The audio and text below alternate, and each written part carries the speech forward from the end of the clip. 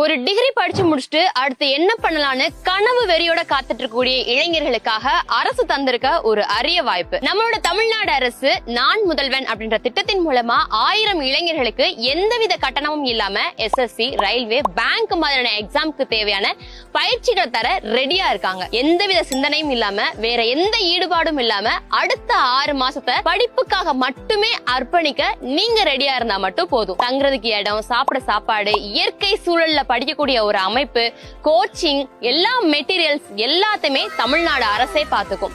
இந்த பயிற்சியிலையும் நீங்களும் சேர்ந்து ஒரு அரசு வேலையை உங்களோட லட்சியமா மாத்தி உங்களோட கனவை வெல்லணும்னு நினைச்சீங்கன்னா விண்ணப்பிக்கிறதுக்கு கடைசி நாள் ஜூன் 23.